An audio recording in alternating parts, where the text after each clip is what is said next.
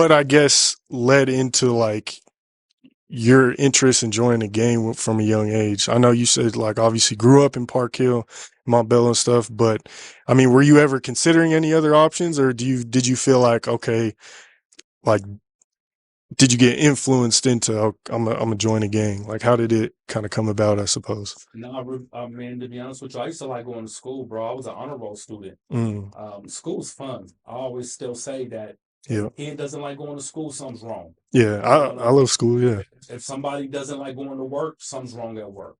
You know, and that's real talk. So, I was just a regular kid, man. I wanted to be a scientist. I wanted to be all kind of different stuff. You yeah, know, growing up. The reason why I started banging was just because that's what it was, man. If you wasn't going to the NFL or NBA, right. you know, and if we got other, you know, men and women from other communities, which at the time they were Crips, I became a Blood. We're coming into the community, beating people with golf clubs, killing people at parties. We couldn't party west of Colorado Boulevard. You know, that was all Crips. Yeah, Montbello was mainly Crips, and then Aurora too at that time. So if you left Park Hill, you know, and you weren't even a Blood yet, you could still get assaulted or be in danger just from going to these different places. And you know, now all those guys from my generation, we laugh about it. right. You know, but in the late 80s, early 90s, it was really serious. You know, really, because it was movement. So Denver had not yet like got his bones yet. We hadn't Yeah, really made our mark in that.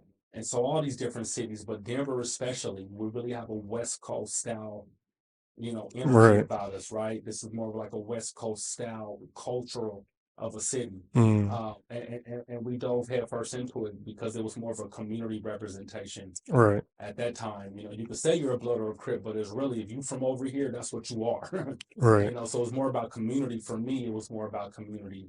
And when I seen my partners getting killed, getting beaten up, getting chased from parties, we were getting beaten up, chased from parties. It was just a natural progression. I never started banging because I want to rob little old ladies or Right, even be a gangster. right, Just now that I was from the gang, you got to be gangster. You can't not be that because that's right. now this is what you are. Yeah. And whatever I put my name on it, I want to do with excellence. Mm, From the gang to activism to my mayoral campaign.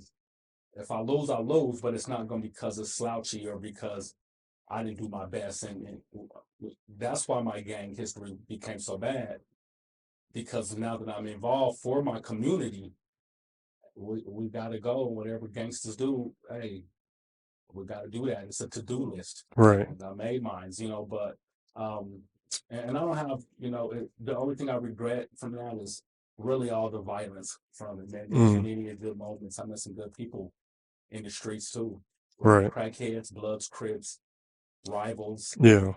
you know, hell, even correctional officers. You know, I learned something from some of them.